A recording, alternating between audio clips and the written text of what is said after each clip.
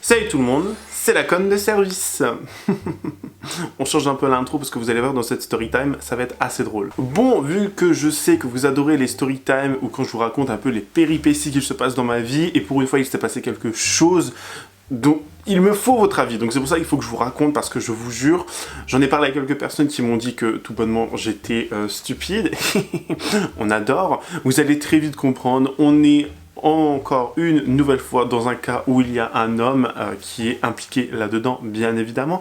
Donc écoutez, si vous êtes intéressé, continuez à regarder. Mais avant toute chose, si vous aimez le contenu de cette chaîne, n'hésitez pas à vous abonner et activer la cloche de notification pour ne rater aucune vidéo storytime, actualité, polémique, people, etc. Et surtout, si vous voulez faire un don sur la page Tipeee pour aider davantage la chaîne, n'hésitez pas à le faire, tout est en barre d'infos. Merci beaucoup. Bon, vous savez tous et toutes hein, que les storytime à la base c'était vraiment le truc sur ma chaîne à l'époque, il y a environ 3-4 ans.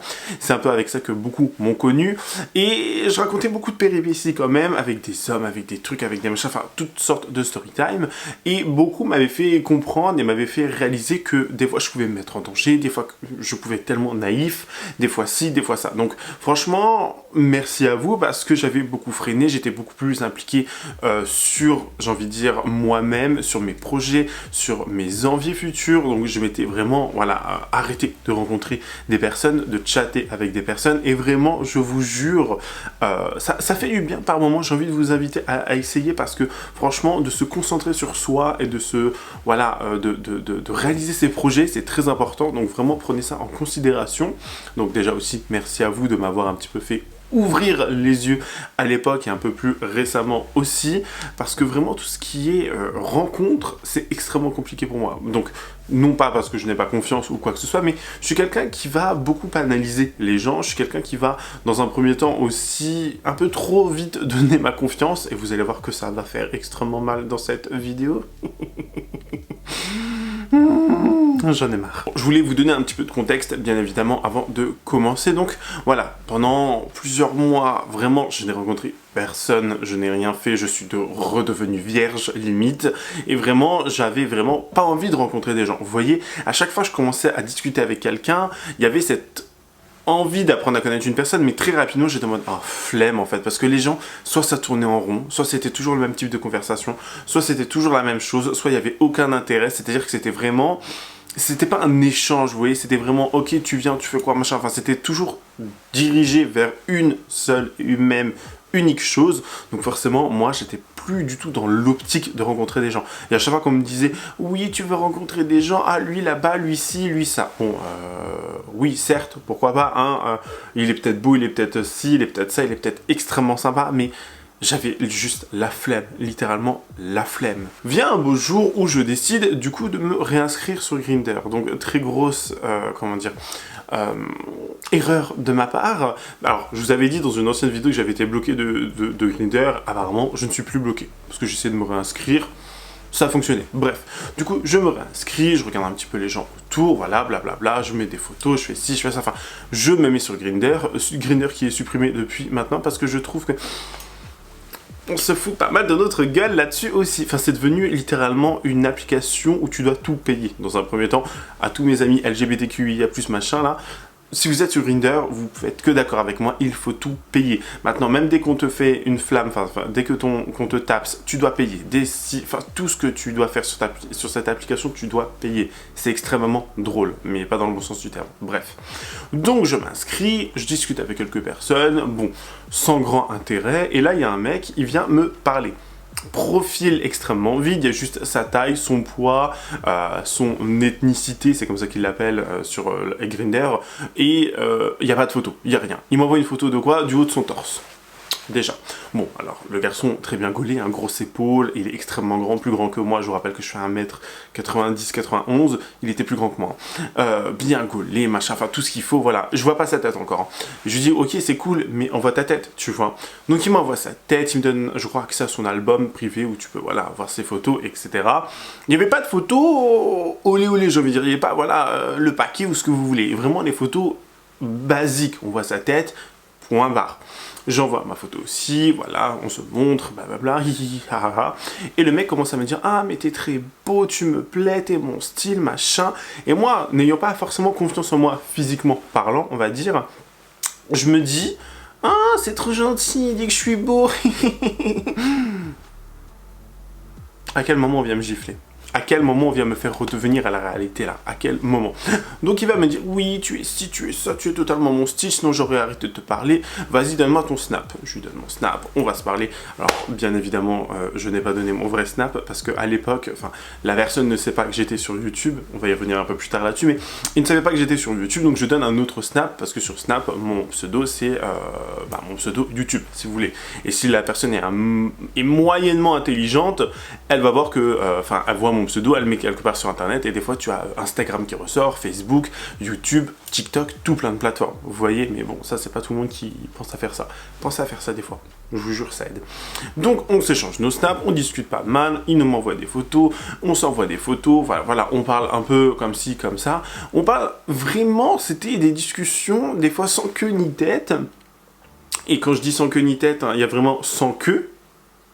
Voilà, donc voilà, sans queue ni tête, il ne se passe rien, pas de choses vraiment trop, j'ai envie de dire au début, olé olé, bon bien évidemment il y a quelques photos, si vous voulez, un petit peu sexy qui s'envoient, mais pas des trucs, j'ai envie de dire, trop chelou au début. Vous voyez, lui il m'envoie sa tête assez souvent, voilà, il m'envoie très souvent son torse, très souvent son torse. Alors le mec est très bien gaulé, hein, j'ai rien contre ça, le mec était hyper bien foutu, pas moche du tout, enfin totalement mon style, hyper grand, etc.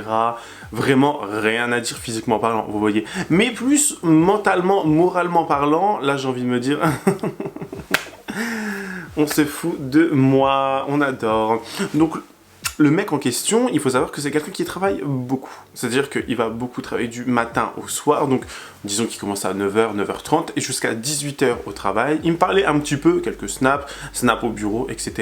Il m'a envoyé des snaps dans la salle de bain, donc lui qui remonte son pull ou il me montre son torse. Merci, voilà, j'ai passé une très bonne journée grâce à toi. Et après, vers 18h, 18h30, jusqu'à des fois minuit, minuit et demi, plus de réponse.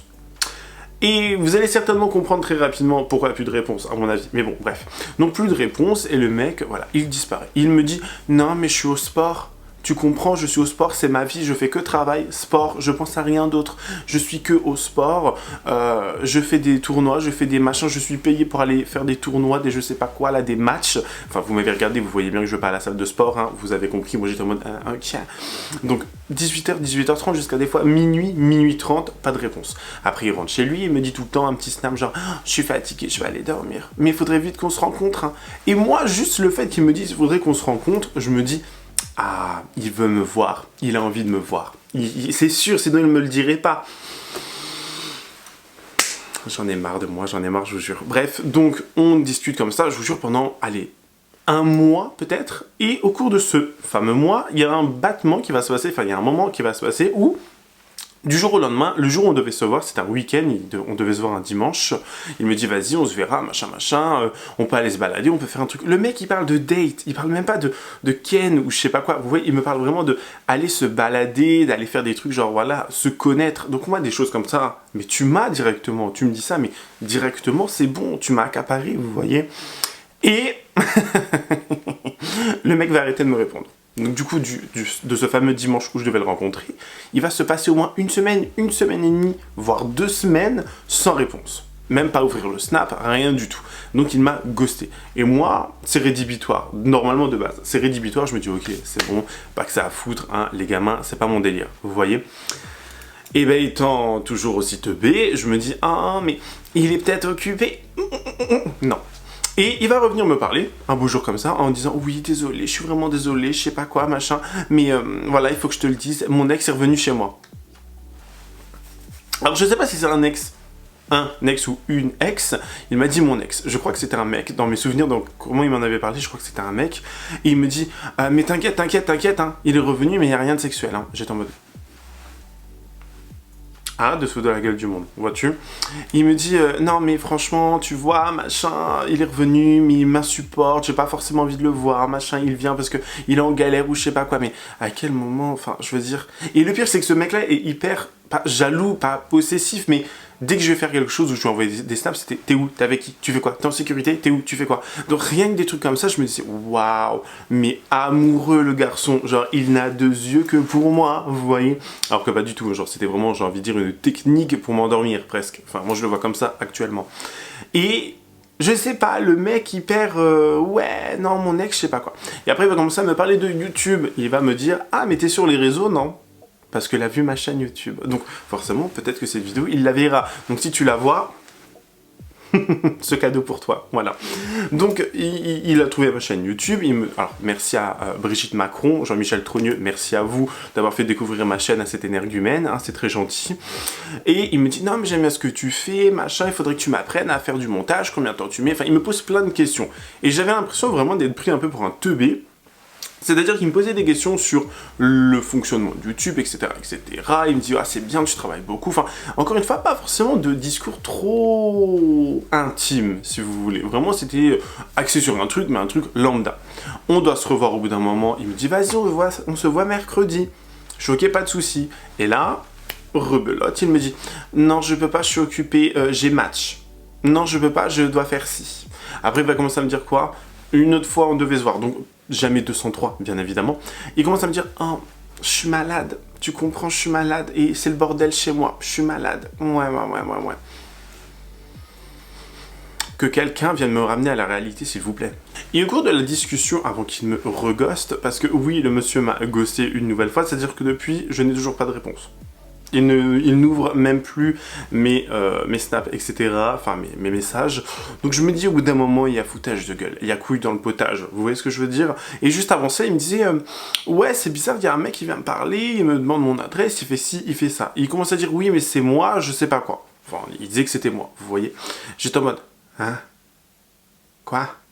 Donc le mec commençait à venir me dire non mais ça peut être que toi, j'ai donné mon snap qu'à toi, je sais pas quoi. Enfin le mec, je vous rappelle, il était sur Grindr, il vient commencer à me dire non mais je sais pas, ça peut être toi, comme ça peut être toi. Enfin je veux dire, mais le but concrètement, parce que j'arrêtais pas de demander au mec viens, on se voit, on fait ci, on fait ça, on se voit, on regarde un film, on va se balader, on va au restaurant, on va boire un verre. Encore une fois, rien de bien forcément sexuel, vous voyez, rien de forcément trop, genre, je sais pas. Et le mec, vraiment, j'ai l'impression qu'il était soit dans une paranoïa, alors j'en ai parlé à plusieurs personnes autour de moi, à mon entourage, etc. Et beaucoup de gens m'ont dit, mais franchement, tu comptes ouvrir les yeux quand? Soit le mec, il y a plusieurs cas possibles, il y a plusieurs hypothèses, si vous voulez. Soit le mec, il n'a clairement pas envie de me voir, et du coup, il s'occupe en me parlant, en quelque sorte, mais il veut pas me voir. Soit il veut pas me voir parce qu'il est en couple, et je pense que cette théorie est plutôt plausible, parce que à quel moment, à quelle heure, tu ne peux pas parler de 18h jusqu'à minuit et demi? Vraiment, genre, je sais pas, enfin, pour moi, ça a ni queue ni tête, encore une fois, c'est extrêmement bizarre. Donc le mec, pour moi, il est en couple. Il est en couple, alors peut-être qu'ils ne vivent pas ensemble, mais peut-être qu'ils sont très souvent ensemble le soir, etc. Femme ou homme, je n'en sais rien. Et c'est le genre de mec, en plus, je pense, et je le sens, mais c'est le genre de mec très discret. C'est-à-dire que dans la rue, tu vas pas pouvoir lui tenir le bras, la main, peu importe, vous voyez. C'est le genre de mec vraiment, non mais moi, voilà, quoi, les effets miniers, c'est pas mon délire, hein. Vous voyez. Mais il est pas forcément comme ça dans le discours. Mais pour moi, il y a un truc de style, il est en couple, où il y a encore son ex dans les parages. Un truc comme ça, trop bizarre. Ou le mec, je sais pas, enfin, il y a un truc, en fait, il y a un truc, c'est ces deux hypothèses-là pour moi. Soit il veut pas me voir, donc, dans tous les cas, on s'est pas vu, donc je pense qu'il veut pas me voir non plus. Soit il est encore en couple. Ou soit il est plus en couple, mais il voit très souvent son ex, comme il me l'avait dit. Donc je me dis, au bout d'un moment, s'il vous plaît, mais c'est quoi la raison? En fait, je vois pas l'intérêt de faire perdre du temps à une personne à qui tu dis, oui, tu me plais, j'ai envie de te rencontrer, j'ai envie de te voir, j'ai envie d'apprendre à te connaître. Pourquoi te faire perdre du temps à ta propre personne dans un premier temps, et en plus de ça, faire perdre du temps à l'autre personne, à la personne avec qui tu échanges? Enfin, je veux dire, au bout d'un moment, tu es adulte. Enfin, je sais plus quel âge il a, je crois 29. Mais il y a un truc, vous voyez, enfin... Pourquoi?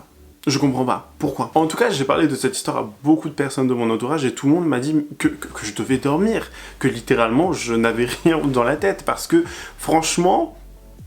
Je sais pas, même moi je sais pas ce qui me prend des fois. En fait, il suffit que la personne montre un tant soit peu d'attention et d'éviter de parler que de cul, et bah voilà. le mec devient naïf, le mec est endormi, le mec est en mode « Oh, il est trop mignon », vous voyez. Mais je sais pas, genre, vous, qu'est-ce que vous en pensez de cette histoire? Est-ce que vous pensez que, du coup, il est en couple, il veut pas me voir, enfin, je sais pas. Et je vous jure que pendant très longtemps, je voyais plus personne parce que je voulais vraiment me focus sur moi, sur mes projets, sur qui j'ai envie de devenir, ce que j'ai envie de créer, etc. Je me focus, en fait, sur YouTube, etc. Et il suffit que... Enfin, vraiment, j'avais envie de rencontrer personne, et ça, je le disais à plein de personnes, je fais non, j'ai envie de voir personne, j'ai envie de faire ci, enfin, je veux rien, vous voyez.